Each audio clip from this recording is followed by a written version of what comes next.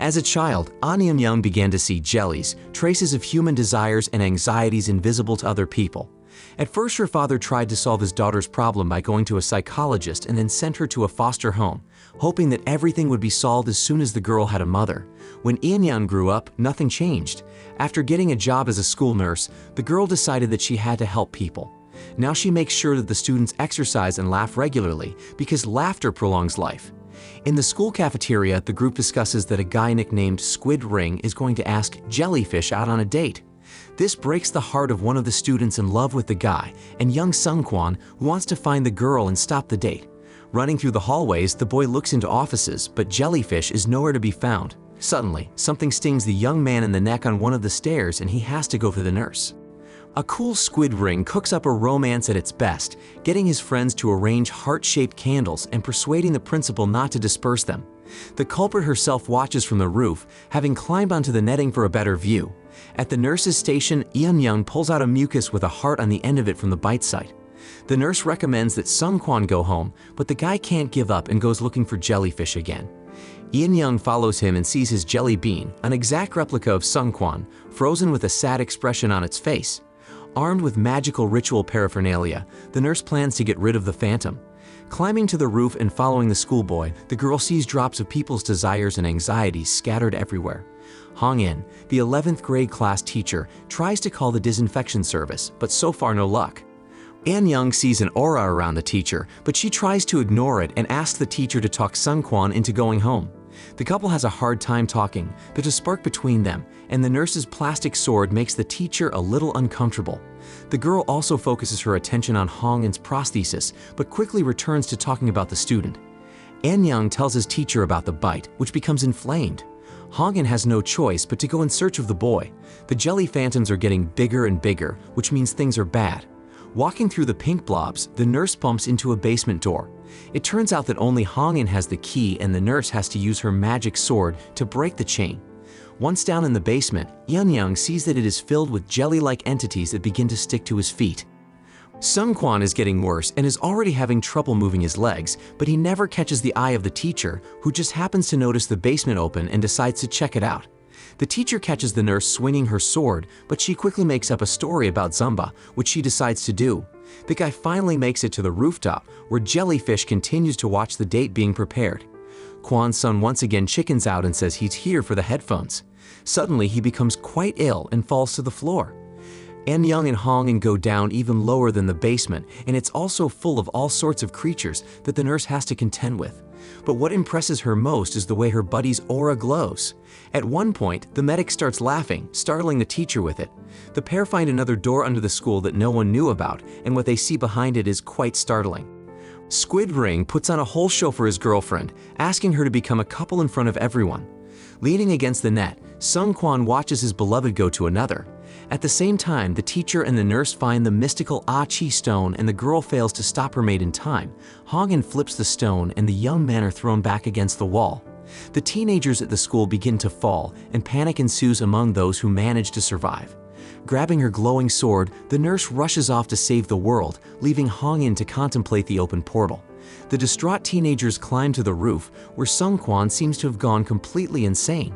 Hong In learns from the writings on the rocks that there was a pond under the school where survivors of unrequited love were drowned, and now when he opens the portal, everyone who climbed on the roof tries to jump off. The ground around the school begins to crack and crumble. Sungkwan makes it to the edge of the fence and only Jellyfish prevents him from jumping. Finally, Nurse Young runs out onto the roof. Waving her sword, the nurse brings the teenagers to their senses, but her sword isn't enough for everyone. The ground continues to crumble and Young realizes that something terrible is about to happen.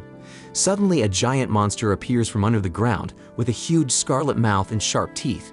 Pulling back her sword, the medic pulls out a child's pistol and aims it at the monster, but it doesn't help. The monster sucks everything into itself like a vacuum cleaner, opening its jaws. Young sends Jellyfish to her office to retrieve whatever is stored in the magic cabinet, but the girl is lost, thinking the nurse is crazy. At that moment, one of the bullets hits the monster's mouth and rolls in. The madness ends abruptly, everyone falls and there is silence. Hong-in finally makes it to the roof, not realizing what's been going on all this time, and right before his eyes the second round begins, the giant starts sucking the victims in again, getting closer. The fence mounts fail, the bolts fly out, and everyone is pinned to the netting at the mouth of the monster. The teacher casually takes the nurse's hand, and she sees a glowing aura enveloping her. This gives the girl strength. Gathering all her energy, she fires another magical bullet into the giant's mouth and rips it open, filling the ground with colorful hearts. The teenagers come to their senses and, at the teacher's command, head to their classrooms in formation, but the nurse continues to sit and smile blissfully, looking at Hong-in. Upon reaching her mate, she grabs his hand, which he doesn't really like, but sparks are once again thickened around the young men's hands. Seung-kwan also regains consciousness and sees jellyfish next to him. The moment the girl reciprocates his affection, all of his jelly phantoms disappear, flowing underground. The TV broadcasts about the usual earthquake that happened near the school. Making herself lotions of medicinal herbs, the nurse listens to the journalist with irritation because no one but her knows the truth. From exhaustion, the girl falls asleep right on the floor. The next day, Eun-myung returns to the dungeon and carefully studies the stone on which the entire legend of the pond and the monsters that live in it is written. The girl and her new friend lock the door, hoping no one else will find it. Having done this important thing, they decide to take a walk around the schoolyard, and all the while, the nurse is trying to figure out why they had to build the school in such a creepy place. Apparently, the incident didn't scare everyone too much, as at night two students, Min-woo and Won-soo, sneak into the school to steal volunteer certificates and earn themselves a few days off. When it's done, the pair take their time to leave. The girl climbs up on the windowsill to smoke. The secret comes out the very next day. Eun-myung, finding jelly on the scene, asks the teacher about the pair of hooligans. Then the nurse makes inquiries amongst Min-woo and Won-soo's classmates, and from Seung-kwan she finds out that the boy once liked jellyfish. Min-woo gets into trouble all the time. Once he even brought a hamster to school, but the rodent escaped and Won-soo found it in a trash can some time later. Won-soo also keeps up with her buddy, but her violations are worse than her friends. She was almost arrested for selling adult content. The nurse comes to the holy wall and puts her hand on the statue, for which she gets a beating from the monk, who guesses that the girl is charging an aura. The teacher can't stop wondering about her girlfriend's weirdness, but she reminds him that he doesn't have many friends either. But Eun-myung herself remembers her best friend, the reason she changed her job at the hospital for school.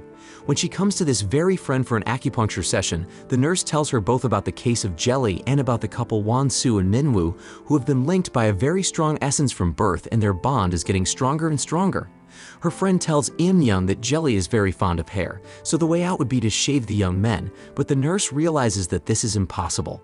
Hearing this conversation, Hong-in suggests getting rid of the couple's other hair, since it's not just on their heads, but no one understands how to get the teens to wax regularly.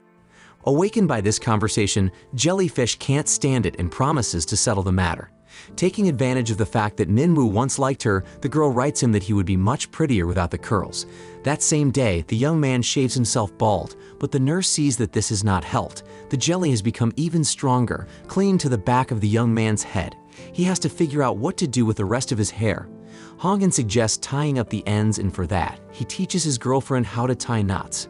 At the same time, a couple of hooligans gather their friends around the school and gather pillows to skip class. Eun-myung really enjoys spending time with her teacher, but he has bored her with his knots, and she has to restrain herself. The class is writing a math practice exam, and Min-woo and Won-soo stare at the clock and start clicking their pens on cue, prompting each other for the right answers. The nurse, meanwhile, walks around the classrooms with a rubber mannequin, showing the students how to massage the heart.